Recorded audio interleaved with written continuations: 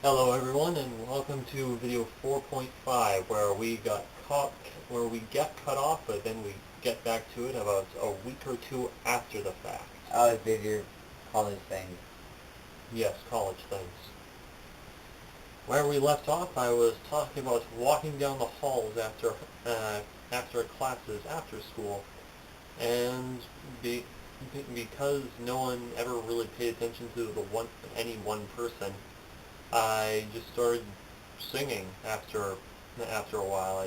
I just I guess getting bolder after a while, mostly to see just if anybody will ever notice me singing. They never did. No matter how much I did it or what song I sang, nobody ever noticed somebody singing in the middle of the hallway. Very strange.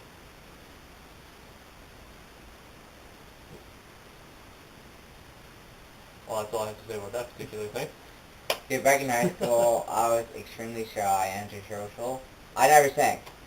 I've been in a couple of program things at high school were about music, like my guitar class, and if there was a chance that I had to perform a song, I wouldn't sing. I found a song that had no lyrics and play the guitar. So I did. Makes sense. And if I'm in a group, I was the first one to say, I'm not singing.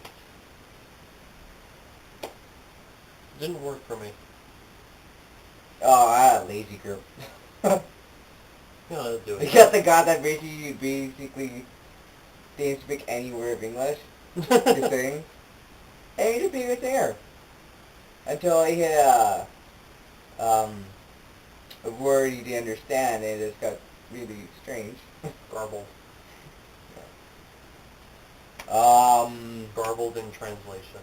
I don't know if we mentioned this from the last video, but let's talk about our years in middle school. Segway! Segue back in time. Trying to do Doctor Who thing here, but no. During the year we officially became friends in grade 8, where he and I finally became friends, and Greg was the one that united us together in friendship. We were in Miss Trott's science lab class. Science class. And in the middle school it was the official lab room. There's only one. Yes. And if you're looking at it from the school building from the side, the lab room was on the very top corner of the entire building, and that's where our class was. That's what our home room was. So that's where we normally were. And so we were just getting used to lockers at this point. So as the lunch bell would ring, we would have to pack up our stuff, go to our lockers, get our stuff out of the lockers, then go to the multi-purpose room because normally people eat in their classrooms, but since it is a lab, we can't contaminate it with our food. Safety issues. If there was a chemical spill or any kind of chemical in the air and it goes into our food, we could have died or have some deadly side effects. We dissected eyeballs and made homemade licorice that tasted awful. Wasn't the worst. I didn't have homemade licorice. I was probably sick that day. It was awful. Okay. It was black licorice. It was just this lump of black. Okay, try that. I just say one thing. People that like black licorice, okay. You're weird. I'm not going to say you're weird. You're weird. I'm just saying you have a strong stomach for it. And palate. I do not prefer black licorice, but people that do. Your taste buds are strange and you should feel ashamed about it.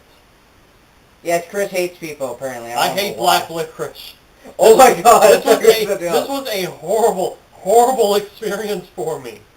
It was. I watched it form into the black molasses lump that it became, and she just plucked it out with a pair of prongs, let it dry out for a moment, and said, "Okay, try this." I don't know why I tried it. What's wrong with you? You have like a vendetta on like people that eat black licorice. Black licorice can go to hell. I would be... You know, I'm going to open the comments, and if it's... Please, Chris is an idiot. Do not give me any threats about black licorice. It sucks! I hit him later. Off camera. Here, hit my wrist. No. And so, back on topic-ish. So we'd have to get out of the classroom, go to our lockers, then go to the multi-purpose room, which would have us go across the building and down all the flights of stairs and a little bit further this way to the multi-purpose room, which was, well, the multi-purpose room. It was used for everything, from club activities to class activities, I guess.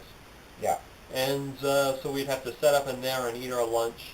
And theoretically, when we were finished our lunch, we were supposed to take all our stuff back upstairs to our lockers on the other side of the school, and then go and do whatever it is you're supposed to do for lunch. However, and this is the main damaging point of the school, the lunch monitors should never have worked there in the first place. They're sea workers. The school was just freshly minted, and it's did not have proper lunch monitors. They never worked around kids before, I assume. And so there are rules for everything where that 10 minutes after lunch period starts, you are supposed to finish your lunch and then go play outside. A fine enough rule if it didn't take us 10 minutes just to set up our lunches in the first place. So we would have a couple minutes to eat, and then we'd be constantly hounded by them every step of the way to get the hell out of the multi-purpose room, put the stuff in our lockers, and go outside. The only exception to going outside would be if it is raining before lunch starts. Then we would be allowed to stay inside. And then the multi-purpose room would open up and people could play board games or what have you. Just hang out in there. Don't make a mess, because we were kicked out of our room because some of our classmates destroyed our room. And we were kicked out because of it. And we were supposed to be in the hallway feeding. And the lunch monitors were sea workers, so they were hired by the city to watch us. They were not nice people. And they didn't know the rules that we were not allowed to eat in our classrooms because it's a science room and we can't have food or drinks in the science room just because of safety issues. If it starts raining or hailing or any sort of weather change in the middle of lunch or at the beginning of it or at any point after kids start going outside, they would lock the doors on us and not let us back inside until lunch was over and we were supposed to... Yeah, it was like a prison.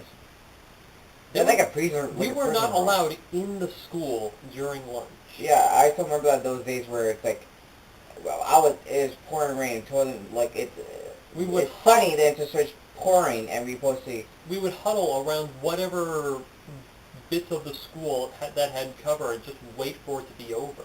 We were waiting for lunch to be over. So many kids got sick. And so back to the whole multi-purpose room thing. Some kids, a nice chunk of them, would usually finish their lunches pretty quickly so they could go outside and play. But in our class, they would always choose one person, one of the students, to fold up the really long fold up. We don't want to choose anyone. We don't want... Yeah, Ms. Trott would designate one of us to be to put the chairs away, put those long fold-out tables away after everyone has finished eating, so that we would be the last ones there. Yeah, it was to make sure the room was clean. That only happened for like a week. No, I remember doing it more than a few times over the course of the year. We were, honestly, no one actually, like, I remember... Don't tell me I was the only one that actually did it. No, I helped you, and that's it. We were the only one for the whole year doing that. Anywho, supposedly there were supposed to be kids to clean up the room after we were done, and then put our stuff away and go outside. The lunch monitors would never let it happen. They would constantly be telling us to just go outside. On more than one occasion, I can recall being the lunch person to put stuff away, and then because kids were taking too long or I didn't finish cleaning up fast enough, they just make me go outside with my bag and all, even though by the rules that they are supposed to enforce, we are supposed to put our stuff in the lockers first. Those city workers did not want to be lunch monitors. They hated their jobs of treating kids like this. Like, honestly, the lunch monitors from our elementary school were freaking nicer. They were nice. You think that they did used to be teachers and they were just sort of bumped into lunch monitoring and were making the best of it. They were nice people. They were understood how to treat children. Children, small children, munchkins. Honestly, in middle school, we have a different age group. We count as being teenagers, but we still like to act like children. We're supposed to be treated as children, but not as We were just hitting infants. puberty. Like, we're still kids. Yeah. There's basically no possible reason for them to treat us like that. Well, remember, it wasn't until the end of the second year that the school was around that it even had enough textbooks to go around. Yes, The yes. school was not properly funded for at least the first few years. Probably is now, but No, yeah, basically in grade 8, They we got through actually had books. we had enough books to go around by the end of the third year. We were part of the first generation of kids in that school to go through for the 3 full years. And so it was, I'm guessing they just got the cheapest lunch monitors they could find in order to just make it happen. Yeah, I remember the papers they gave us for any kind of sheets, like worksheets or notes. They were basically given to printed off Of already used paper. recycled paper that's like tissue based. It's basically if you write, basically you couldn't write on these papers. You can't press hard on them, or else your hand would just poke through. No, you just can't write at all on these papers. I had to train myself to write extremely light. I still pull a hole in them.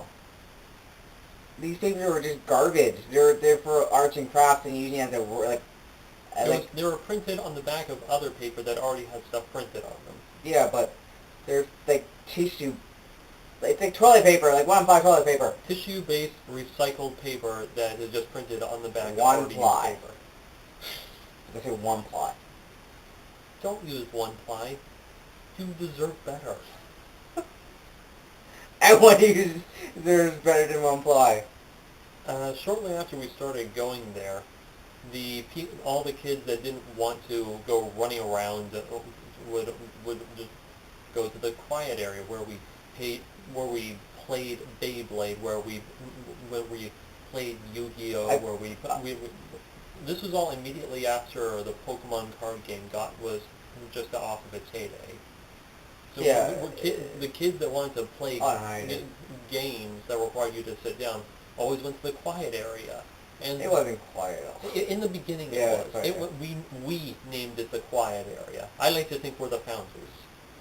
And so the best part about it was right beside a stairwell, and so there was the entrance right there, and there was this long overhanging roof that when it's raining, you could still be dry. It was fantastic. We could do whatever the heck we wanted in there, regardless of the weather. So yay.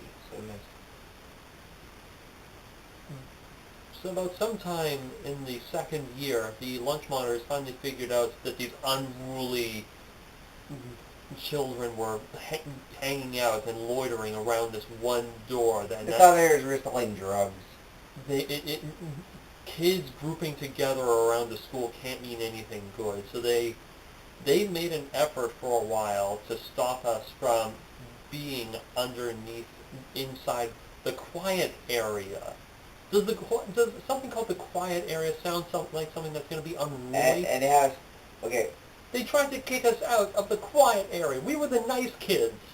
They had a rule, if you're in the library, if you're not doing homework or reading. You couldn't be in the library. Yeah. Yeah, that's all. And if you just want to be quiet and just, play a video game or something, or just listen to music, just relax in the library, they kick you out. Their system of discipline was flawed. Yeah, it like, until I met Greg and Chris, those years in that middle school was hell. I got, like, I have a different topic, this is a different topic, but I was bullied for like, so many years in that middle school that was basically public. Like, the teachers could see I was getting bullied. And in classrooms outside, they did diddly squat. The disciplinarian of the school, the vice principal, did diddly squat. On more than once, I was bullied. On more than one occasion, I had my cards or whatever taken from the principal. No, the vice principal. The man? Yeah, the man, the guy with the cowboy boots. Oh, I thought it was the first one, the first year. Well, He was nice. He actually did stuff. Mr. Cowboy Boots? They wouldn't even care. He didn't wear cowboy boots. When he, No, I'm talking about. when the new vice principal of the school was brought in, and when the school was assembled to greet him, he was wearing cowboy boots.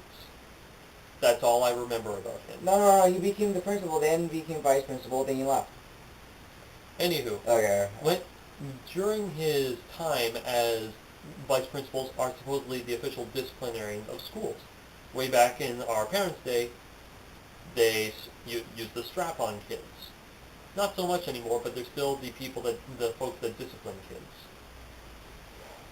Many times I went to him because something of mine was taken by another student, or I was bullied, and God, wow, I was bullied a lot. Yeah, we were bullying, you did his squat. And by the third year, I was officially done with tolerating anything against me. And so, in the quiet area, the bell was ringing, and so we were packing our stuff away. And my cards got knocked away from me, just sort of splashed onto the ground. And one of the students picked up one of my cards. For good reason, I thought he was just going to try and steal it. It happened a few times. According to him, he was just trying to pick it up to give it to me. I'm sorry. I'm sorry about it, but I punched him in the leg because I thought he was going to take it. You're very violent at that age. I wasn't. I was fed up. I was done with being bullied. Okay. And so by the half hour, 45 minutes later, I was called to the principal's office because apparently I had lashed out pretty violently against this kid. I was lucky. I was lucky that I wasn't being suspended for the rest of the day. I have, okay. I never gotten any justice in that school, and the one time I do something, he comes crashing down on me. Yeah. I came to him with names and nothing came up of it. Came out of it, whatever the word I'm trying to think of is. Let's go to you. I'm too angry to keep talking. Yeah. Calm down there. Just jump forward to high school. Alright, high school years. What happened in high school? We were talking about high school before. I sang we were ignored and we were shy. That's it. In summarizing, we're shy, we're nerdy, and we had a special group that no one can actually enter. Yeah, I went from a triangle to a pentagon back to a triangle.